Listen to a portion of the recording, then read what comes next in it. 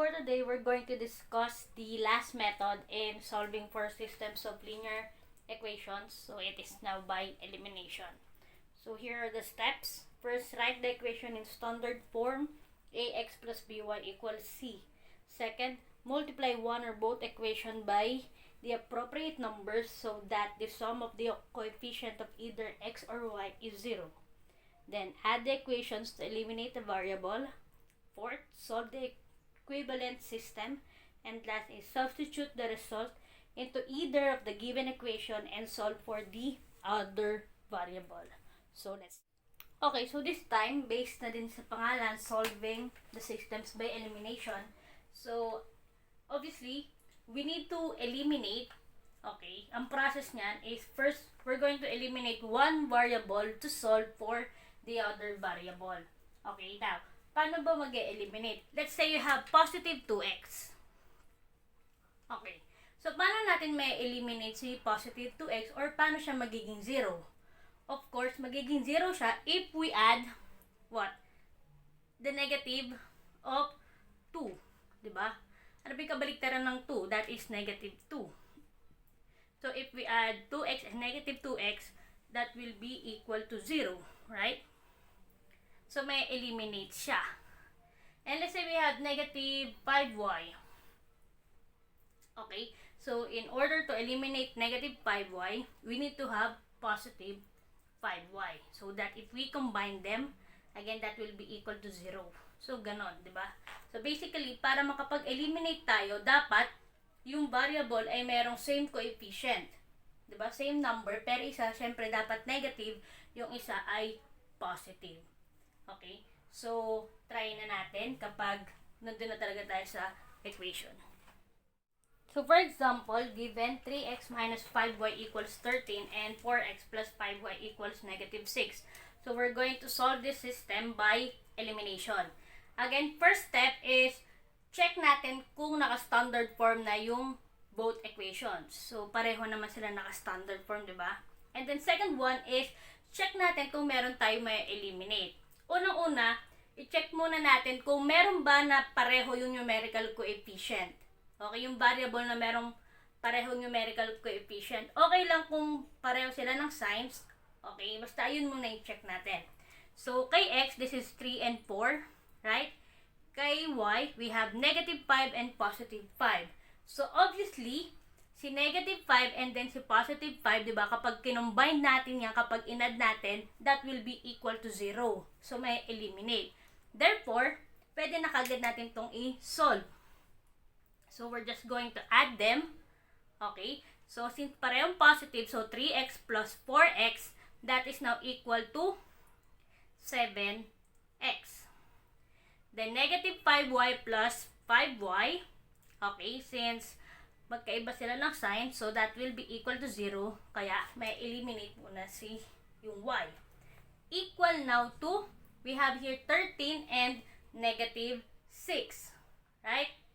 So, combined, positive and negative, subtract, then copy the sign with the higher value. So, that is equal to 7. Right? Okay. So, now, we have now 7x equals 7. Therefore, solve for the value of x.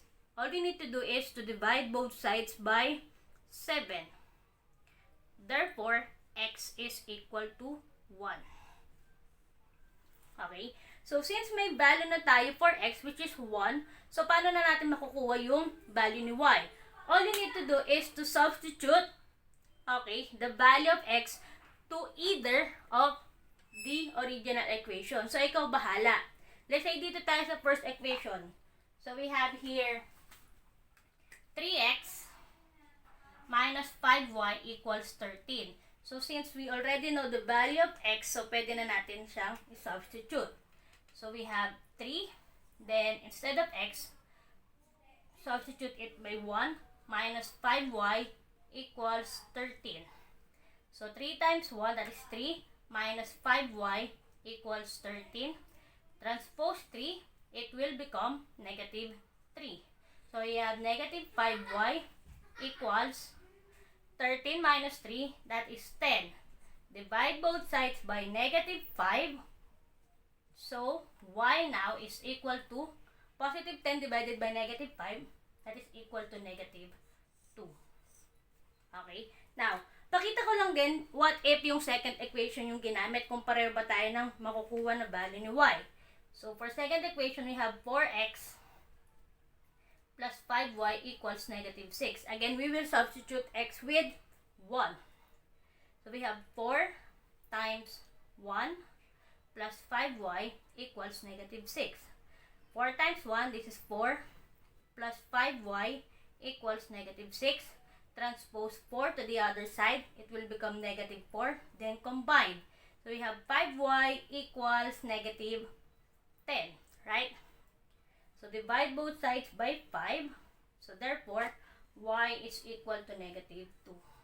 So, if you will notice, kahit anong equation yung piliin nyo, okay, pareho lang ng sagot yung makukuha nyo. Okay? So, ganun yung process ng solving systems of linear equation by elimination. Second example, we have x plus y equals 17 and x plus 2y equals 24. So, check ulit natin muna, diba kung naka-standard form. So, okay naman, both equation are in standard form. Then, next is, let us identify which variable has the same numerical coefficient. Okay? So, x has the same numerical coefficient which is 1. Right? Pareho silang positive. So, therefore, if we add them, we cannot eliminate them. Right? Kasi pareho sila ng sign. Dapat magkaiba. So, therefore, para yung isa, di ba dapat negative, isa positive, all you need to do is to choose an equation, either the first equation or the second equation, then multiply, okay, both sides of the equation by negative 1 para mapalitan ng sign. Okay, now, kapag, let's say yung first equation yung pipiliin natin, kapag magmumultiply ka ng negative 1, sa lahat dapat yon. Okay? So, negative 1 times x, it will become negative x. Negative 1 times y will become negative y is equal now to negative 1 times 17, negative 17. Okay? Then after that, simply copy the second equation. So we have here x plus 2y equals 24. Okay. So, since we have now negative x and x, so therefore magkaiba na sila ng signs, right? So pwede na natin silang i-eliminate. So we're going to add them. So negative x plus x cancel, eliminated. We have negative y plus 2y. So different signs, subtract. The answer is y is equal now to, we have negative 17 plus 24. Okay, so we're going to subtract. And the answer is positive 7. Okay, so y now is equal to 7. Then after that, we're going to substitute 7, okay, the value of y to the original equations. Again, ikaw bahala kung sa first or second equation yung pipiliin mo. Let's say kay first equation tayo. So, we have x plus y equals 17. Again, papalitan na natin si y ng 7. So, we have here x plus 7 equals 17. Transpose positive 7. It will become negative 7. So, x is equal to 17 minus 7. X is equal to 10. Okay. Again, if we choose the second equation, so pareho lang, we have x plus, so 2y equals 24. So, x plus 2, substitute y with 7, equals 24. So, we have x plus 2 times 7, this is 14, equals 24. Then, we're going to transpose positive 14. It will become negative 14. So, x is equal now to 24 minus 14. So, also equal to 10. Therefore, we have now x is equal to 10 and y is equal to 7. Last example, we have 2x minus 5y equals 8 and x minus 3y equals 5. So again, okay na to dahil naka-standard form na. Next one is we will check now the numerical coefficient of the variables. Now, napansin nyo na walang magkapareho, tama, na numerical coefficient. Kasi kay x, we have 2 and 1. Kay y, we have negative 5 and negative 3. Eh, di ba, ang goal natin sa elimination, kailangan merong magkaparehas na numerical coefficient wherein isa negative, yung isa positive para ma-eliminate. Okay? Hindi din natin pwedeng mag-multiply lang sa negative 1 kasi hindi pa rin sila magiging magkapareho. So, kapag ganito yung case, ang gagawin nyo is think of numbers. Hindi naman laging negative 1 eh. Pwede naman tumaas. Okay? Wherein, pwede tayong makapag-eliminate. Okay? And then, yung pinaka madali dito is with x. Kasi diba, you have 2x and x. Okay? So, syempre, pag inisip mo, we can multiply this equation with negative 2. Okay? Kasi diba si x, pag minultiply natin by negative 2, magiging negative 2x na. So, eliminate na natin si x. Right? So, ganun yung mag-iisip ka ng anong pwedeng i-multiply. Okay, na number para makapag-eliminate tayo ng variable. Okay, so this time, hindi na negative 1, kundi negative 2 naman yung gagamitin natin. Okay, so again, we will multiply the second equation with negative 2. Okay, basta kapag mag-multiply ka lang, sa lahat, i-multiply mo yung number na yon. Okay, so negative 2 times x, you have now negative 2x.